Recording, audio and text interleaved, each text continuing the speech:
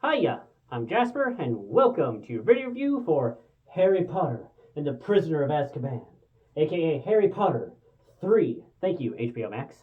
So, as always, I'm going to give you the good, the bad, and the furry. To start off the furry, there's a dog, aka Grim, a cat, Crookshanks, a rat, also known as Scabbers, there's a werewolf, Hippogriff, and lots of crows for some fucking reason. Crows, ravens, whatever. It's weird, the massive amount of them.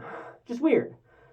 Anywho, so this is year 3. This was directed by Alfonso Cuarón, and I feel like this one has the most unique art direction of it that doesn't carry over into the rest of the films. Like 1 and 2 were shot by I think the same people mostly and had like the same kind of audience and art direction, and then this one kind of stands by itself, and then 4, 5, 6, 7, 7, 2, like they kind of all have kind of a similar style to them. But this one I feel like was pretty unique. Like they do away with the robes for the most part. Like they're mostly in like jeans and hoodies and whatnot. Like, and I really like that. I think that it livens things up and makes things a bit newer, better, more interesting, and gives a lot more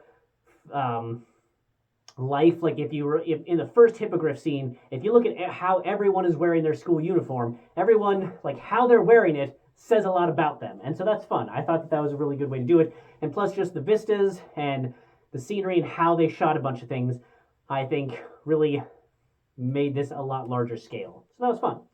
But anywho, we start off with Harry back at the Dursleys. Why is he back at the Dursleys? I know this is based off the book, so they have to go to the book, but like, why is he back at the Dursleys? He should be staying with the Weasleys at this point. It's so dumb to send him back there. Also, I do want to point out that Dudley has grown fatter now, but I feel like he wasn't terribly fat, all things considered, in the first 2. Yeah, Mr. Dursley was fat, but Dudley was not Mr. Dursley fat. I have seen kids that were Dudley's age that were like Mr. Dursley fat. So the fact that they like got on his case about being so fat, I seem to vaguely recall that at some point that Dudley kid lost a bunch of weight, like the real life actor lost a bunch of weight. So I don't know if this is when they put him in a fat suit, or if maybe this was like when he got really big and then was like, shit, I need to lose weight. But finally got that plumpness of fat Dudley that I was expecting from the books, and then just from how much they harped on how fat he is. Anywho, moving on from there, I don't feel bad about what happened to that aunt whatsoever. Fuck her, and everything that happens to her, she totally deserves. Fuck her. Just want to throw that out there. Also, we had a lot of Deus Ex in the second book, or second movie. This one has Deus Ex Night Bus. Also, it has a new Dumbledore, because the first guy who played Dumbledore died, which is very sad, because I like that first Dumbledore, because he was the guy who was like, Rome was but a whisper, say it too loudly, and it would, like, from Gladiator. So he was the guy from Gladiator, and I really liked his interpretation of Dumbledore. Yes, the new Dumbledore guy has his own take on it, and I think that, especially for what happens in the later movies / books, his style probably works a little bit better, but I do miss original Dumbledore. But this guy, not bad. New Dumbledore, it's not bad. The new fat lady, though, who's guarding the room, not great. The first one was very regal. It was like, password. And just like had that like regal, like medieval style, like fancy like lady, like password.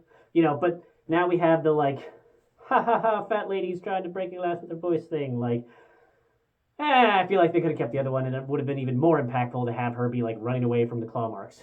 Also, I just want to point out that like they are yelling the password to this lady to get her to open the door, which really just makes Hermione's assumption in the second one, where it's like, it has to have been a Gryffindor. They're the only ones that know the password to get into our common area and could get into your room. Like, I mean, people are yelling at it right now while there's other houses within earshot. And you don't think that any of the other members might be, like, sneaking in their Ravenclaw boyfriend or girlfriend? Like, I think maybe you're a little presumptuous to be like, nobody else has the password in the second one. So, and this just kind of throws it out there. Anywho, they had the Trelawney introduction. I really like the actress who plays her. I like every scene that she's in. I know some people might find her tiresome, like Hermione does, but her scenes are probably the funniest to me in this movie. Also, Malfoy continues to be a bitch. Like when Buckbeak does that thing to his arm. He's just like, how? How does Malfoy have any followers? Because every time any little thing happens to him, he's like, like runs away. Like he squeals like a bitch and then runs away every time. Like how? And then he like plays up his intro. Like who is following this dipshit? Anywho, also introduced in this movie was, in my opinion, the worst werewolf design I have seen in any modern CGI film. There are other worst animated ones, like in terms of photorealism, there are worse ones, but in terms of just design of like how tall, skinny, how the shape of the face, what level of hair versus fur, and everything else, just like, this is by far the worst werewolf design that I can think of. Just absolute worst. Let me know what werewolf design you think is worse than this one, or if you agree that this one's the worst, because I think it's the worst. What I will say is that it is fun rewatching some of the scenes, especially near the tree, knowing like what's actually happening. It's really fun to rewatch the scenes to see everyone's perspective on, it's got a little bit of the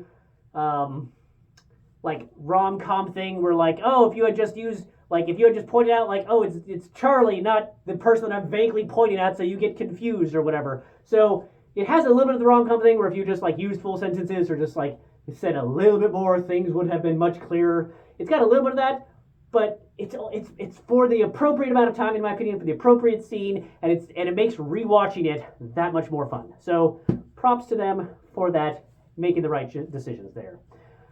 Also, I just feel really bad for Ron in this one because he keeps pointing things out and he feels like he's going crazy, and it's clear that he feels like he's going crazy. And in the end, they play it up for laughs that he feels like he's going crazy.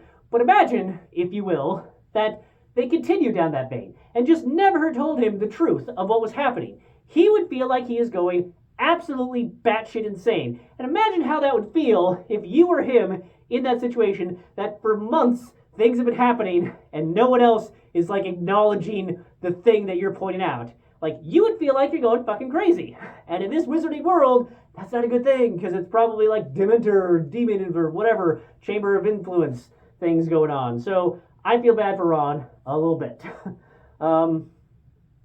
Also, have you seen the movie Klaus? That movie is absolutely fantastic. It comes up with great real-world explanations that can explain how the legend of Santa Claus and all the surrounding lore gets born. Fantastic movie, interesting animation style. Go watch it, it's great. Link in the description down below for my review. But there's a scene in that movie where, like, there's these two families that are warring, and they've been warring for generations. And then they have some conversation a couple times, and one of the family's leaders is just like, How have we not beaten you? Because the other family is just, or at least the other person that she's talking to, is just the dumbest motherfucker on the planet. Just like the dumbest of dumb shits in the world. Like, how? How are you this dumb and functioning in life? How? And I bring this up because Harry, every time he talks about his dad in this movie, just is the dumbest motherfucker on the planet. There is no world in which his dipshit brain is like, yeah, that's the most logical explanation for all of this throughout the entire instance of this. Like, how? How are you this stupid, Harry? I get, again, that it's from the book, but sometimes being a little less fucking stupid would help in the movie. Because, oh my God, he is so dumb. So dumb. Harry, so dumb. Cannot stress enough how dumb he is. But anywho, overall, I did enjoy this movie. I think it's 2 hours and 22 minutes, and again, it does not feel like it runs too long. The CGI is excellent. They do a better job of having practical sets, practical locations, practical effects, and they don't overuse the CGI. The CGI that they do use is good, and yeah, so definitely think that this is one of the best ones of the series. Even though they, like how they have the Patronus charm shown in this one is, I think it's again that standalone style that is different from all the rest of the future movies because how they have even the Patronus in this one is a bit different. But I like how they have it in this one. So definitely give this one a shot because it's my favorite one of the whole movie series. It's just really good. And like I said, the actors now know how to act, which is great. Good for them. And there's some other things. So minor spoiler alert. But probably my favorite scene of the whole movie is when Hermione punches Malfoy in the face. Best scene ever. And super spoiler alert. Okay.